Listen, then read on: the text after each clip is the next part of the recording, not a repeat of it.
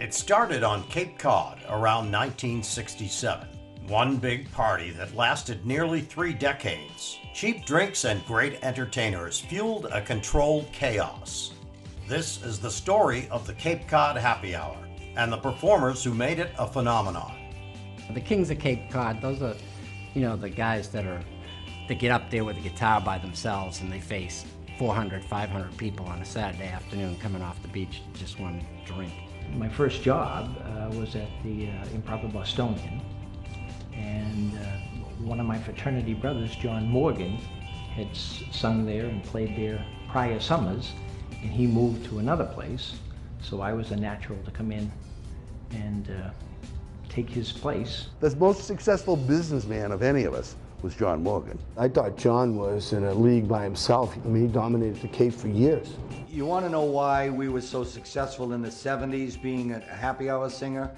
I think it was we hit the right time. The whole attitude of the people were, let's go out and have fun. They left the beach. There were a lot more college kids here on the Cape than there are now.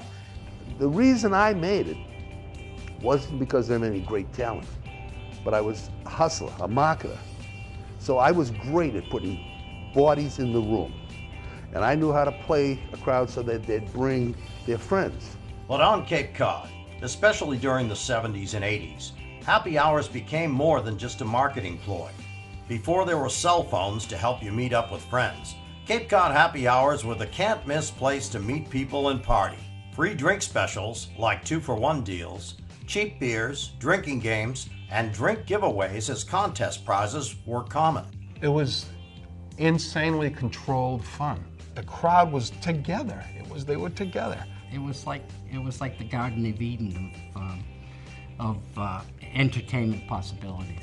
More than just a few hours or one day revolved around happy hours. Entire weekends, summers, and lives were focused on them. Going to Cape Cod was really all about getting the rental house, and that would start around February. There'd be 10, 20, even 30 perhaps in a house. We all scraped and scrounged together to come up with a couple of $100 each to rent the place for the summer. It wasn't a Taj Mahal in any extent, but it was a place where we could sleep at night. We did also the hotels that you crammed as many people as you could. I couldn't wait for Fridays to come. My car was packed and right down to the Cape.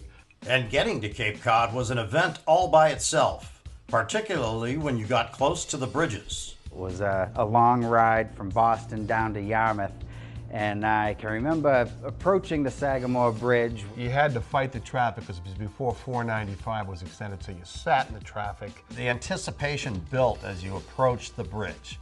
I was always a Route 6 Sagamore Bridge guy. If we were in traffic on Route 3 trying to get to that bridge, maniacal. And you'd hit about 5 miles out and it was stop and go to the bridge from there, trying to talk to all the girls in the cars beside you. Going over the bridge to a happy hour was like entering the pearly gates or something. It was almost like a relief valve. Once you started climbing up the Sagamore and it was a little bit of a break in the traffic and you felt that euphoric feeling, here I am, I'm on vacation, I'm on the Cape.